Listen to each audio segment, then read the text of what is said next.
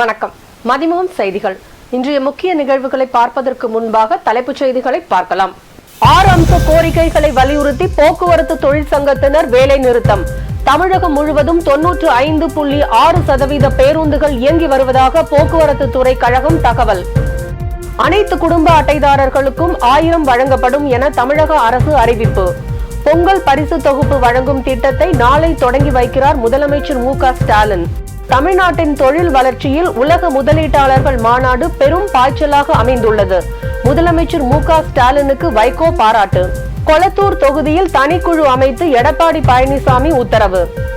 கூட்டணி பற்றி கவலைப்பட வேண்டாம் என மாவட்ட செயலாளர்கள் கூட்டத்தில் அறிவுறுத்தல். 10, 11 மற்றும் 12ஆம் வகுப்புகளுக்கான பொதுத் தேர்வு தேதியில் மாற்றமில்லை. சென்னையில் அமைச்சர் அன்பில் மகேஷ் பேட்டி. விரிவான செய்திகள். அனைத்து வழித்தடங்களிலும் பேருந்துகள் முழுமையாக இயக்கப்பட்டு வருவதாக போக்குவரத்து துறை அமைச்சர் சிவசங்கர் தெரிவித்துள்ளார். போக்குவரத்து கழகங்களில் காலியாக உள்ள பணியிடங்களை நிரப்ப வேண்டும், ஓய்வு பெற்ற ஊழியர்களுக்கு வழங்கப்படாமல் உள்ள அகவிலைப்படி உயர்வை வழங்க வேண்டும் உள்ளிட்ட 6 அம்ச கோரிக்கைகளை வலியுறுத்தி போக்குவரத்து கழக தொழிற்சங்கங்கள் போராடி வருகின்றன. இதையடுத்து தொழிற்சங்க நிர்வாகிகளுடன் போக்குவரத்து துறை அமைச்சர் சிவசங்கர் நடத்திய பேச்சுவார்த்தை தோல்வியில் முடிவடைந்தது. பேச்சுவார்த்தையும் உடன்பாடு ஏற்படாததால் திட்டமிட்டபடி வேலை நிறுத்தம் நடைபெறும் என்று போக்குவரத்து தொழிற்சங்கங்கள் நேற்று அறிவித்தன. இந்நிலையில் போக்குவரத்து ஊழியர்களின் போராட்டத்தால் பல்வேறு மாவட்டங்களில் பேருந்துகள் இயக்கம் வெகுவாக குறைந்துள்ளது. தமிழ்நாடு முழுவதும் சுமார் 1 லட்சம் தொழிலாளர்கள் வேலை நிறுத்தத்தில் ஈடுபடுவதால் 15,000 பேருந்துகள் இயங்காது என தொழிற்சங்கங்கள் அறிவித்துள்ளன. இதுகுறித்து பேசிய போக்குவரத்து துறை அமைச்சர் சிவசங்கர், வேலை நிறுத்தம் நீடித்தாலும் பொதுமக்கள் பாதிக்காத வகையில் பேருந்துகள் இயக்கப்பட்டு வருவதாக தெரிவித்தார். தேவைப்படும் இடங்களில் தற்காலிக ஓட்டுநர்கள் நியமிக்கப்பட்டுள்ளதாக தெரிவித்த அவர் 6 கோரிக்கைகளில் 4 கோரிக்கைகள் நிறைவேற்றப்பட்டுள்ளதாகவும் தெரிவித்தார். மேலும் தமிழகத்தில் 3 மணி நிலவரப்படி 95.62% அரசு பேருந்துகள் இயக்கப்பட்டதாக அமைச்சர் சிவசங்கர் தெரிவித்துள்ளார். சென்னையில் 3092 பேருந்துகள் இயக்கப்பட வேண்டிய நிலையில் 2964 பேருந்துகள் இயக்கப்பட்டு வருவதாகவும், பகல் 3 மணி நிலவரப்படி விழுப்புரம் கோட்டத்தில் 91.29% பேருந்துகளும், சேலத்தில் 98.96% பேருந்துகளும், கோவையில் 93.60% பேருந்துகளும் இயக்கப்பட்டு வருவதாக தெரிவித்தார். அனைத்து குடும்ப அட்டைதாரர்களுக்கும் 1000 ரொக்க பணத்துடன் பொங்கல் பரிசு தொகுப்பு வழங்கப்படும் என்று முதலமைச்சர் மு க ஸ்டாலின் அறிவித்துள்ளார்.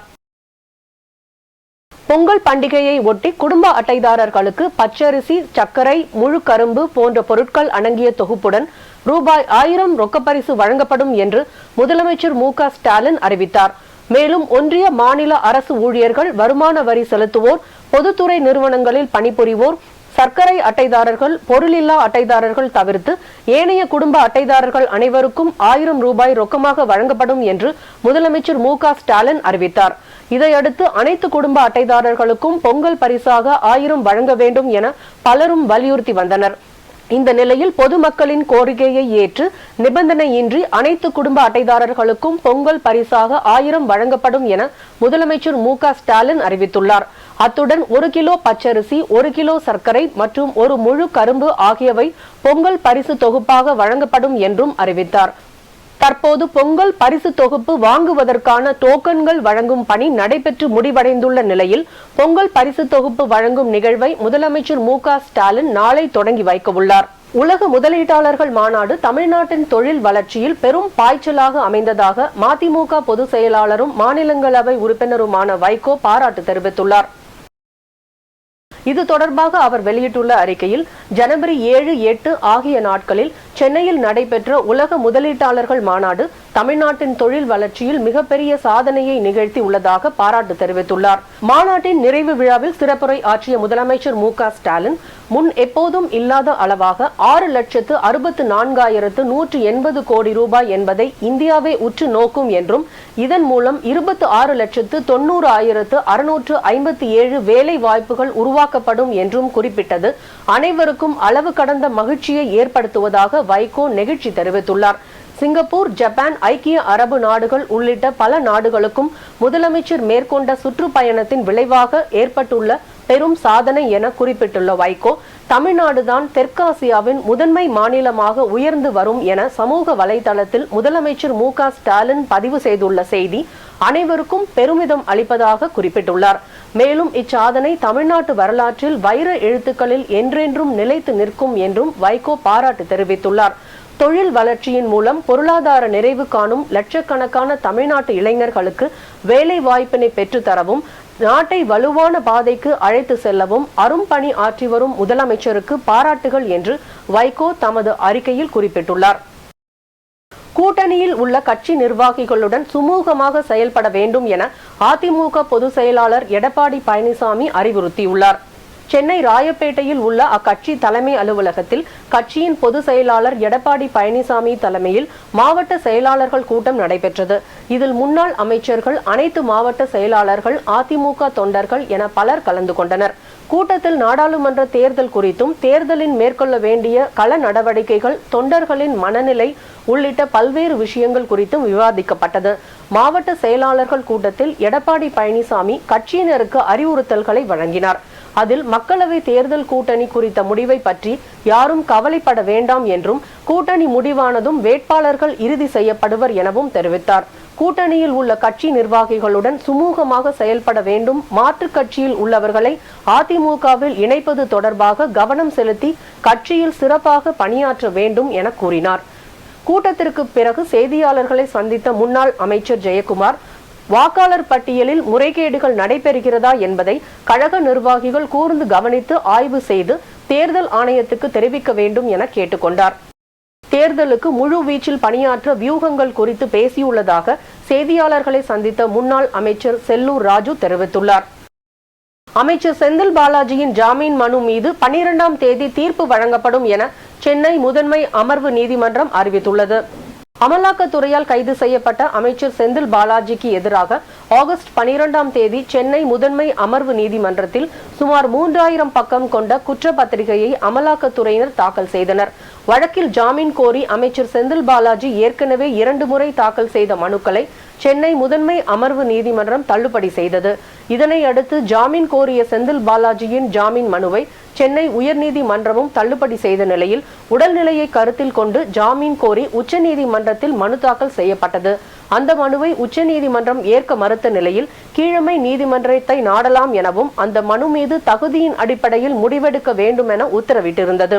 இந்நிலையில் செந்தில் பாலாஜி ஜாமீன் மனு கோரி 3வது முறையாக முதன்மை அமர்வு நீதிமன்றத்தில் மனு தாக்கல் செய்தார். இந்த மனு நீதிபதி எஸ். அல்லி முன்பு நேற்று மீண்டும் விசாரணைக்கு வந்தபோது பதில் மனு தாக்கல் செய்யாமல் அமலாக்கத்துறை தரப்பில் மூத்த வழக்கறிஞர் வர உள்ளதாக கூறி விசாரணையை தள்ளி வைக்க வேண்டும் என்றும் கோரிக்கை வைக்கப்பட்டது. இதனிடையே இந்த மனு இன்று மீண்டும் விசாரணைக்கு வந்த நிலையில் ஜாமீன் மனு மீது 12ஆம் தேதி தீர்ப்பு வழங்கப்படும் என நீதிபதி அறிவித்தார்.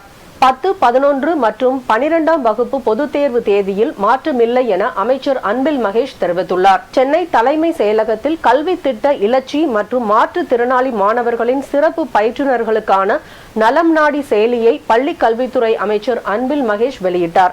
பின்னர் செய்தியாளர்களை சந்தித்த அமைச்சர் 10, 11, 12ஆம் வகுப்பு பொதுத் தேர்வு தேதியில் மாற்றமில்லை என்றும் தேர்வுக்கான அனைத்து விதமான அட்டவணையும் தேர்தல் ஆணையத்திற்கு தெரிவிக்கப்பட்டுள்ளதாகவும் அதற்கு ஏற்றாற்போல்தான் மக்களவை தேர்தல் தேதி இருக்கும் எனவும் தெரிவித்தார். பில்கிஸ் பானு வழக்கில் நீதி நிலைநாட்டப்பட்டிருப்பதால் ஆறுதல் அளிப்பதாக முதலமைச்சர் மு.க.ஸ்டாலின் வரவேற்பு தெரிவித்துள்ளார். குஜராத் மத கலவரத்தில் பில்கிஸ் பானுவை ஒரு கும்பல் பாலியல் பலாத்காரம் செய்த நிலையில் சிறுவயது மகள் உட்பட அவரது குடும்ப உறுப்பினர்கள் 15 பேர் கொல்லப்பட்டனர். இந்த கொடூர சம்பவம் தொடர்பாக 11 பேருக்கு ஆயுள் தண்டனை விதிக்கப்பட்ட நிலையில் கருணை அடிப்படையில் குஜராத் அரசு கடந்த 2022ஆம் ஆண்டு ஆகஸ்ட் 15ஆம் தேதி சுதந்திர தினத்தன்று விடுதலை செய்தது. இதை எதிர்த்து பில்கிஸ் பானு தரப்பில் தொடர்ந்த வழக்கில் நீதிபதிகள் PV நாகரத்னா மற்றும் உஜ்ஜல் புயான் ஆகியோர் அடங்கிய அமர்வு நேற்று தீர்ப்பு வழங்கியது. அதில் குற்றவாளிகளை முன்கூட்டியே விடுதலை செய்த குஜராத் அரசின் உத்தரவை ரத்து செய்த உச்சநீதிமன்றம் பில்கிஸ் பானுவின் மனு விசாரணைக்கு உகந்ததுதான் என தெரிவித்துள்ளது. வழக்கில் குற்றவாளிகளுக்கு நிவாரணம் வழங்கவோ முன்கூட்டியே விடுதலை செய்யவோ குஜராத் அரசுக்கு அதிகாரம் இல்லை என நீதிபதிகள் தெரிவித்தனர். இதுகுறித்து முதலமைச்சர் மு.க.ஸ்டாலின் வெளியிட்டுள்ள பதிவில் நீதி கேட்டு பில்கிஸ் பானு நடத்திய நெடும் பயணத்துக்கு கிடைத்துள்ள வெற்றி பாதிக்கப்படும் ஒவ்வொரு பெண்ணுக்கும் ஊக்கத்தையும் போராடும் மன உறுதியையும் தந்துள்ளதாக தெரிவித்துள்ளார். அஞ்சாமலும் சலிப்பின்றியும் அவர் நடத்திய போராட்டம் வரலாற்றில் நிலைத்து நிற்கும் என்றும் அவருக்கும் அவருக்கு துணையாக நின்ற மூத்த வழக்கறிஞர்கள் உள்ளிட்ட ஜனநாயக சக்திகள் அனைவருக்கும் பாராட்டுகள் என தெரிவித்துள்ளார். ஜல்லிக்கட்டு போட்டி நடைபெறும் இடங்களில் சிறப்பு மருத்துவ முகாம் ஏற்பாடு செய்யப்பட்டுள்ளதாக அமைச்சர் மா. சுப்பிரமணியன் தெரிவித்துள்ளார்.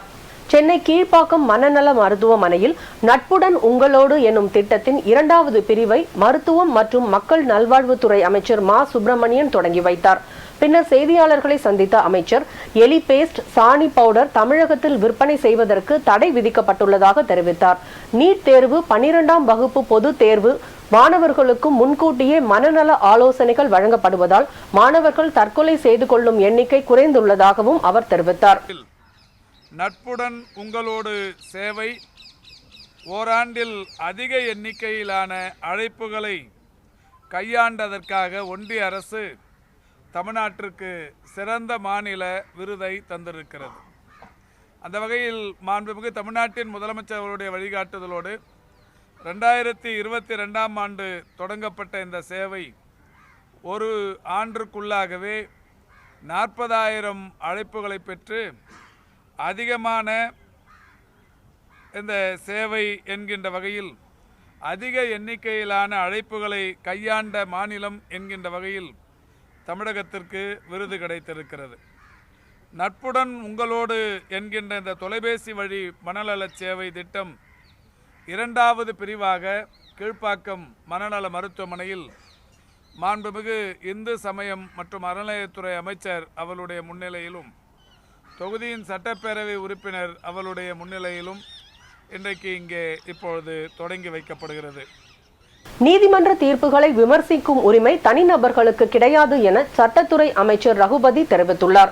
புதுக்கோட்டையில் மாரத்தான் போட்டியை தொடங்கி வைத்த பின் செய்தியாளர்களை சந்தித்த அமைச்சர் ரகுபதி, ஒரே நாடு ஒரே தேர்தல் எந்த அவசர கதியில் கொண்டுவரப்பட்டாலும் நாடாளுமன்ற தேர்தலில் அதனை அமல்படுத்த முடியாது என தெரிவித்தார். அதாவது எந்த அவசர கதியிலே கொண்டு வரப்பட்டாலும் கூட நிச்சயமாக இந்த நாடாளுமன்ற தேர்தலுக்குள்ளே கொண்டு வரப்பட முடியாது. அதற்கு பிறகு இந்தியா கூட்டணி தான் ஆட்சிக்கு வரும், அப்பொழுது பார்த்துக்கொள்வோம். அதாவது ஒரு கால அவகாசம் தான் கேட்டமே தவிர கிடையாது என்று சொல்லவில்லை. மாண்புமிகு அமைச்சர் போக்குவரத்துறை அமைச்சர் அவர்கள் பொங்கலுக்கு பிறகு பேச்சுவார்த்தை வைத்துக்கொள்வோம் என்று தான் கேட்டதை தவிர எந்த மறுப்புகளையும் அவர் தெரிவிக்கவில்லை. பேச்சுவார்த்தைக்கு பிறகுதான் அது ஏற்றுக்கொள்ளப்பட்டதா இல்லையா கோரிக்கைகள் என்பதெல்லாம் தெரியும். ஆனால் அதற்கு முன்னாலேயே அவசரப்பட்டு விட்டார்கள் என்று நான் நினைக்கின்றேனே தவிர என்னுடைய கருத்து. ஏன்னா போக்குவரத்துறை அமைச்சர் பொங்கலுக்கு பிறகு பேச்சுவார்த்தைக்குத்தான் சொல்லியிருக்கிறார்.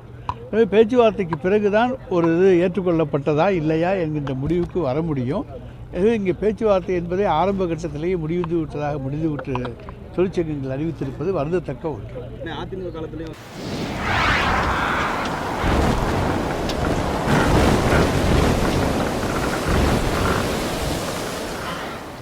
தமிழகத்தில் 4 மாவட்டங்களில் மிக கனமழைக்கு வாய்ப்புள்ளதாக வானிலை ஆய்வு மையம் தெரிவித்துள்ளது.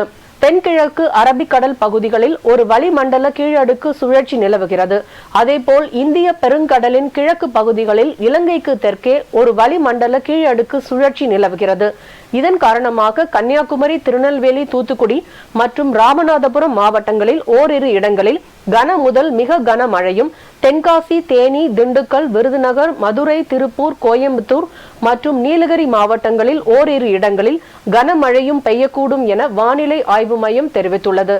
சென்னையை பொறுத்தவரை அடுத்த 24 மணி நேரத்திற்கு வானம் ஓரளவு மேகமூட்டத்துடன் காணப்படும் என்று, நகரின் ஒரு சில பகுதிகளில் லேசானது முதல் மிதமான மழை பெய்யக்கூடும் எனவும் வானிலை ஆய்வு மையம் தெரிவித்துள்ளது.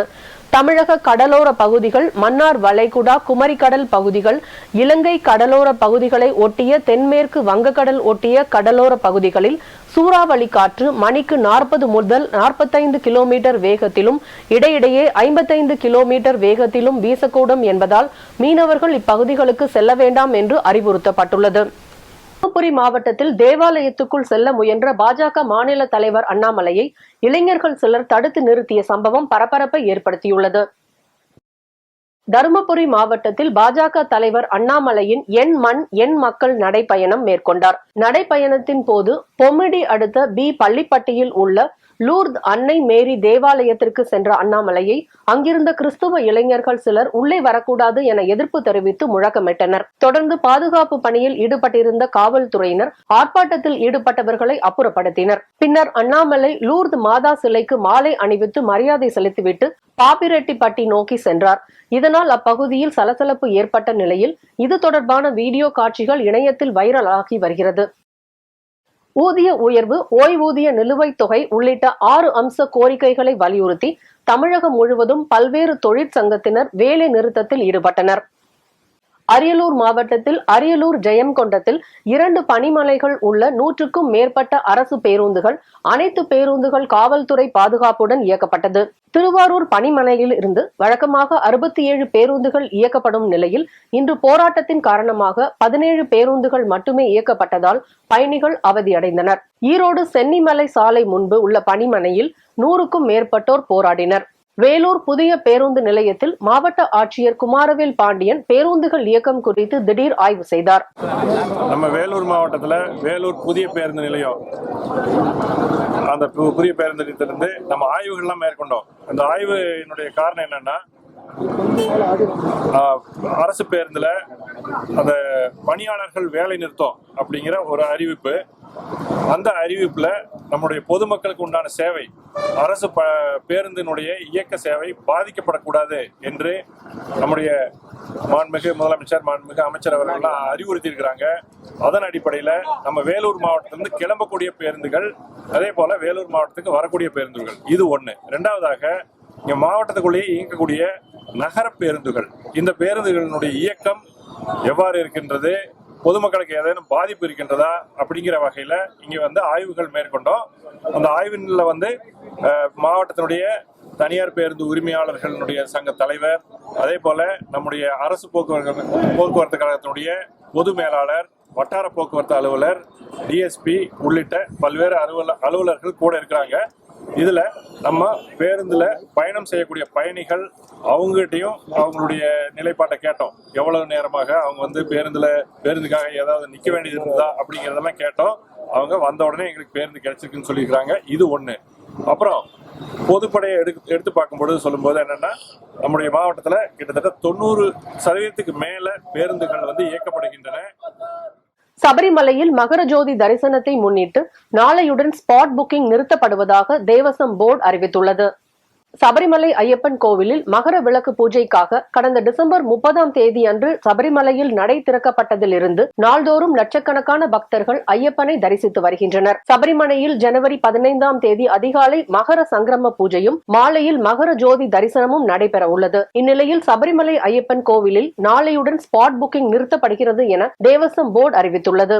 14ஆம் தேதி 50,000 பேருக்கும் 15ஆம் தேதி 40,000 பேருக்கும் மட்டும் சாமி தரிசனம் செய்ய அனுமதி வழங்கப்பட்டுள்ளது தாகவும் தேவசம் போர்டு அறிவித்துள்ளது. பல்வேறு மாவட்டங்களில் நடைபெற்ற தகவல்களை களத்தில் மதிமுகம் பகுதியில் பார்க்கலாம்.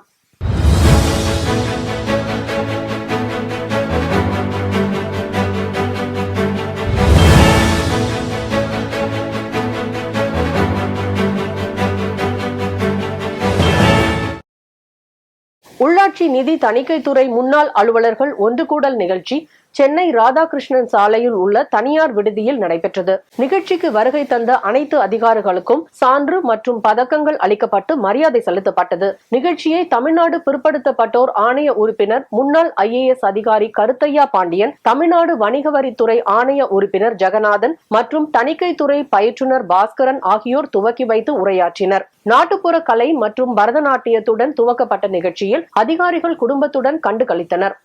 அனைவருக்கும் வணக்கம். கிட்டத்தட்ட 50 ஆண்டுகளுக்கு பிறகு 1973வது பேட்சை சார்ந்த உள்ளாட்சி நிதி தணிக்கைத்துறை அதிகாரிகள் இங்கே குழுமி இருக்கின்றார்கள். அந்த இனிய நிகழ்விற்கு இன்றைக்கு மதிப்பிற்குரிய திரு கருத்தையா பாண்டியன் அவர்கள் வந்திருக்கின்றார்கள். அதை போலவே நானும் உள்ளாட்சி நிதி தணிக்கைத்துறையிலே பணிபுரிந்த ஒரு காலகட்டத்தினாலே இங்கே இந்த நிகழ்விலே கலந்து கொள்வதற்காக என்னை அழைத்தார்கள். வந்திருக்கின்றேன். மிக மகிழ்ச்சியாக இருக்கின்றது. நமக்கெல்லாம் பயிற்சி அளித்த திரு பாஸ்கரன் அவர்களும் இங்கே வந்திருக்கின்றார். அந்த உள்ளாட்சி நிதி தணிக்கைத்துறையிலே கடுமையான ஒரு தேர்வு என்று சொல்வார்கள், SAS என்று சொல்வார்கள். அந்த தேர்வை எங்களுக்கெல்லாம் எழுதுவதற்காக பயிற்சி அளித்த திரு பாஸ்கரன் அவர்கள் இன்று நிகழ்வில் கலந்து கொண்டிருக்கின்றார். அனைவரையுமே குடும்ப சகிதமாக பார்ப்பதிலே மிக்க மகிழ்வுடன் இருக்கின்றது. சந்தோஷமாக மகிழ்ச்சியாக இந்த தருணத்தை நாங்கள் கொண்டாடி கொண்டிருக்கின்றோம். அரியலூர் மாவட்ட சுகாதாரத்துறையின் சார்பில் தொழிலாளர்களை தேடி மருத்துவம் திட்டத்தின் சார்பில் தொற்று நோய்க்கான பணியிடம் சார்ந்த பரிசோதனை முகாமை சட்டமன்ற உறுப்பினர் சின்னப்பா துவக்கி வைத்தார். பின்னர் அங்கு பல்வேறு நோய்களுக்கான மருத்துவ பரிசோதனைகள் செய்வதை பார்வையிட்டு ஆய்வு செய்தார். அதிமுகவினருக்கு பிரதமர் மோடியின் பெயரை சொல்லக்கூட பயம் என விருதுநகர் எம்பி மாணிக்கம் தாக்கூர் விமர்சித்துள்ளார். விருதுநகரில் செய்தியாளர்களை சந்தித்த அவர், நாடாளுமன்ற தேர்தலின் போது பாஜகவுடன் அதிமுக கூட்டணி இல்லை என கூற அதிமுகவினருக்கு முதுகெலும்பு இருக்கிறதா என கேள்வி எழுப்பினார்.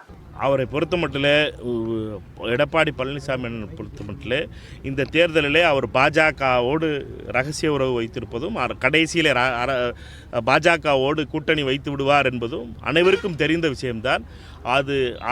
அவர் கூட்டணி வைக்காமல் முதலிலே நிரூபித்து காட்டட்டும். அவர் உண்மையிலேயே முதுகெலும்புள்ளவர், அவர் சொல்வதை செய்யக்கூடியவர். இன்னும் மோடியை எதிர்த்து ஒரு தீர்மானம் போடக்கூட பயப்படுகின்ற ஒரு கட்சியை அவர் நடத்துகிறார். இன்றைக்கி ஒரு மாவட்ட செயலாளர் கூட்டம் நினைக்கிறேன். இந்த கூட்டத்திலையும் பாருங்கள், மோடி அரசை எதிர்த்து ஒரு தீர்மானமும் இருக்காது. அவர்களை பொறுத்தவரை மோடி அரசை பேரை சொல்வதற்கு பயப்படுகின்ற அதிமுக காரர்கள் இப்படிப்பட்ட வீரவசனங்களை மக்கள் ஏற்றுக்கொள்ளப் போவதில்லை. இந்த தேர்தல் என்பது மோடியை வீட்டுக்கு அனுப்புவதற்காக தமிழக மக்கள் அளிக்கப் போகின்ற வாக்காக இருக்கப் போகுது. வேலூர் மாவட்ட ஆட்சியர் அலுவலகத்தில் மாவட்ட ஆட்சியர் குமாரவேல் பாண்டியன் தலைமையில் எருது விடும் விழாவை குறித்து ஆலோசனை கூட்டம் நடைபெற்றது. விதிகளை கடைபிடித்து விழாக்களை நடத்த வேண்டும், காளைகளுக்கு மது உள்ளிட்ட போதைப் பொருட்களை கொடுப்பது, மது அருந்திய நபர்கள் விழாவில் பங்கேற்க அனுமதிக்க கூடாது ஆகியவை குறித்து விவாதிக்கப்பட்டது. மயிலாடுதுறையில் நடைபெற்ற 54ஆம் ஆண்டு ஸ்ரீ ராதா கல்யாண உற்சவத்தில் திரளான பக்தர்கள் பங்கேற்று வழிபாடு செய்தனர். ஸ்ரீ ராதா கல்யாணத்தை முன்னிட்டு பஜனை பாடல்களை பக்தி பரவசத்துடன் பக்தர்கள் பாடி வழிபாடு செய்தனர். பாகவத புராணம் இசைக்கப்பட்டது. தொடர்ந்து மாங்கல்ய தாரண நிகழ்ச்சியுடன் திருக்கல்யாணம் நடைபெற்றது. திருப்பத்தூர் மாவட்டம் வாணியம்பாடி அருகே டெங்கு காய்ச்சலால் பாதிக்கப்பட்ட பள்ளி மாணவன் சிகிச்சை பலனின்றி உயிரிழந்தார். வாணியம்பாடிக்கு அருகே அரசு பள்ளியில் பயின்று வந்த 8ஆம் வகுப்பு மாணவன் கோபிநாத் டெங்கு காய்ச்சலுக்கு பாதிக்கப்பட்டிருந்தார். இதையடுத்து மாணவர் கோபிநாத் அரசு மற்றும் தனியார் மருத்துவமனைகளில் சிகிச்சை பெற்று வந்த நிலையில் சிகிச்சை பலனின்றி உயிரிழந்தார். என் பேர் ரஜினிகாந்த்னா, என் பையன் பேர் கோபிநாத். டெங்கால பாதிக்கப்பட்டு என் பையனுக்கு இறந்துட்டான். இன்னைக்கு நான் வளையாமட்டு அனானத்தில் ஒரு சிறு கிராமம் தான் நாங்கள் இருக்கிறோம். இங்கே வந்து கொசு தொல்லை அதிகமாக இருக்குது. சுத்தமான காற்றோட்டம் கிடையாது. இது வரையும் இந்த ஏரியாவில் இந்த வார்டு நம்பரோ இந்த கவுன்சிலரோ இந்த தலைவரோ யார் வரையும் வந்ததே கிடையாது. ஒன்றுங்க ஓட்டு கேட்டதோட சரி, இன்னும் இந்த வரையும் யாரும் இந்த பக்கம் வந்ததே கிடையாது. என்ன எதுவும் கவனிச்சதே கிடையாது. என் பையன் இறந்துட்டான். அதுக்கு அரசாங்கம் தக்க நடவடிக்கை எடுக்கணும். இது வரையும் இந்த ஊரில் 4-5 பேர் பாதிக்கப்பட்டுக்கிறாங்க. சுகாதாரம் ரொம்ப இல்லை, ரொம்ப சீர்கட்டிக்குது. இன்னும் எல்லாம் கிடையாது. எல்லாம் சுகாதாரம்லாம் யாரும் வரதில்லை. இந்த பக்கம் கவர்மெண்ட் அதிகாரிகள் யாரும் பக்கம் யாரும் வரதில்லை. வார்டு நம்பரும் சரி, கவுன்சிலர் யாருமே எதுக்குமே இந்த பக்கம் இன்னும் ஜெயிலுக்கு வந்தது எதுவும் யாரும் எதுவும் கேட்டதே இன்னுமே கிடையாது.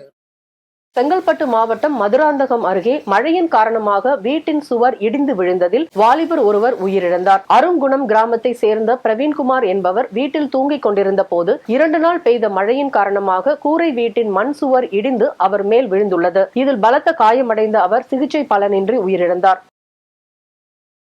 கோவை ஆனைக்கட்டி அடுத்த கோப்பனாரி பகுதியில் மலைவாழ் மக்களுடன் இணைந்து கொண்டாடப்பட்ட பொங்கல் விழா நிகழ்ச்சியில் 2500க்கும் மேற்பட்ட மலைவாழ் மக்கள் பாரம்பரிய வகையில் பொங்கல் வைத்து சூரிய பகவானுக்கு பூஜை செய்து வழிபட்டனர். மதிமுக சார்பில் திருப்பூர் மாநகராட்சி நடுநிலைப் பள்ளிக்கு கூடுதல் வகுப்பறைகள் கட்டுவதற்கான அடிக்கல் நாட்டு விழா நடைபெற்றது. 24வது வார்டு பகுதியில் இயங்கி வரும் மாநகராட்சி நடுநிலைப் பள்ளியில் கூடுதல் வகுப்பறைகள் தேவைப்படுவதாக பள்ளி மாணவர்கள் கோரிக்கை விடுத்தனர். இந்நிலையில் மதிமுக மாநகர மாவட்ட செயலாளர் நாகராஜ் முயற்சியில் பள்ளி மேம்பாட்டு மானிய சார்பில் 35 லட்சம் மதிப்பீட்டில் 2 புதிய வகுப்பறை கட்டிடம் கட்டுமான பணி துவக்க விழா மாநகராட்சி 1ஆம் மண்டல தலைவர் உமா மகேஸ்வரி தலைமையில் நடைபெற்றது. மயிலாடுதுறை மாவட்டத்தில் தொடர் மழை காரணமாக நீரில் மூழ்கி சேதமடைந்த பயிர்களை சட்டமன்ற உறுப்பினர் ராஜ்குமார் ஆய்வு செய்தார். சுமார் 60,000 ஏக்கரில் சாகுபடி செய்யப்பட்ட நெற்பயிர்கள் தொடர் மழையின் காரணமாக நீரில் மூழ்கி சேதமடைந்த நிலையில் சேதமடைந்த பயிர்களை வயலில் இறங்கி ஆய்வு செய்தார்.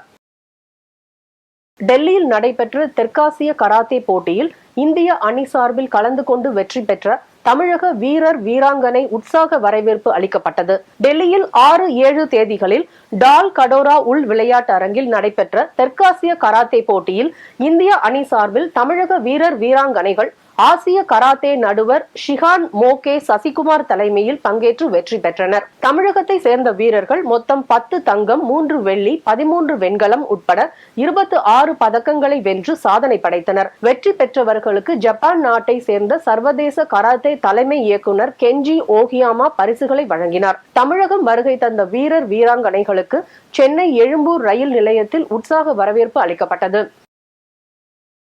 வடசென்னை மேற்கு மாவட்டம் பெரம்பூர் பகுதி சார்பில் கேப்டன் விஜயகாந்த் அவர்களின் 11ஆம் நாள் நினைவு தின அஞ்சலி நடைபெற்றது. தேமுதிக வடசென்னை மேற்கு மாவட்ட பெரம்பூர் பகுதி செயலாளர் ஆர் நாராயணன் ஏற்பாட்டில் நடைபெற்ற நிகழ்ச்சியில் 1000க்கும் மேற்பட்ட ஏழை எளியோருக்கு அன்னதானம் வழங்கப்பட்டது. இன்றைய தங்கம் வெள்ளி விலை வழங்குவோர் அட்டிகா கோல்ட் கம்பெனி. சென்னையில் இன்று 22 கேரட் ஆபரண தங்கத்தின் விலை கிராமுக்கு 10 ரூபாய் குறைந்து 5820 ரூபாய்க்கு விற்பனை செய்யப்படுகிறது. மேலும் ஒரு சவரன் ஆபரண தங்கத்தின் விலை 80 ரூபாய் குறைந்து 46,560 ரூபாய்க்கு விற்பனை செய்யப்படுகிறது. வெள்ளியின் விலை கிராமுக்கு 20 காசுகள் உயர்ந்து 1 கிராம் வெள்ளி 78 ரூபாய்க்கும் 1 கிலோ வெள்ளி 78,000 ரூபாய்க்கும் விற்பனை செய்யப்படுகிறது. காசாவில் இஸ்ரேல் நடத்தி வரும் தாக்குதலில் உயிரிழந்தவர்களின் எண்ணிக்கை 23,000 கடந்துள்ளது. காசாவில் இஸ்ரேல் ராணுவம் நடத்தி வரும் தாக்குதலில் கடந்த 24 மணி நேரத்தில் மட்டும் 510 பேர் காயமடைந்த நிலையில் 249 பேர் உயிரிழந்துள்ளனர். இந்நிலையில் இஸ்ரேல் படையினர் கடந்த அக்டோபர் 7ஆம் தேதி முதல் நடத்தி வரும் தாக்குதலில் உயிரிழந்தவர்களின் எண்ணிக்கை 23,845 அதிகரித்துள்ளதாக தகவல் வெளியாகியுள்ளது. இஸ்ரேல் குண்டுவீச்சில் இதுவரை 58,926 பேர் காயமடைந்துள்ளதாக தெரிவிக்கப்பட்டுள்ளது. மீண்டும் தலைப்புச் செய்திகள். 6 அம்ச கோரிக்கைகளை வலியுறுத்தி போக்குவரத்து தொழிற்சங்கத்தினர் வேலை நிறுத்தம். தமிழகம் முழுவதும் 95.6% பேருந்துகள் இயங்கி வருவதாக போக்குவரத்து துறை கழகம் தகவல். அனைத்து குடும்ப அட்டைதாரர்களுக்கும் 1000 வழங்கப்படும் என தமிழக அரசு அறிவிப்பு. பொங்கல் பரிசு தொகுப்பு வழங்கும் திட்டத்தை நாளை தொடங்கி வைக்கிறார் முதலமைச்சர் மு க ஸ்டாலின். தமிழ்நாட்டின் தொழில் வளர்ச்சியில் உலக முதலீட்டாளர்கள் மாநாடு பெரும் பாய்ச்சலாக அமைந்துள்ளது. முதலமைச்சர் மு க ஸ்டாலினுக்கு வைகோ பாராட்டு. கொளத்தூர் தொகுதியில் தனிக்குழு அமைத்து எடப்பாடி பழனிசாமி உத்தரவு. கூட்டணி பற்றி கவலைப்பட வேண்டாம் என மாவட்ட செயலாளர்கள் கூட்டத்தில் அறிவுறுத்தல். 10, 11 மற்றும் 12ஆம் வகுப்புகளுக்கான பொதுத் தேர்வு தேதியில் மாற்றமில்லை. சென்னையில் அமைச்சர் அன்பில் மகேஷ் பேட்டி. இத்துடன் செய்திகள் நிறைவடைந்தன. மீண்டும் செய்திகள் காலை 8 மணிக்கு. மேலும் செய்திகளை தெரிந்து கொள்ள மதிமுகம் பிரைம் யூடியூப் தளத்தில் இணைந்திருங்கள்.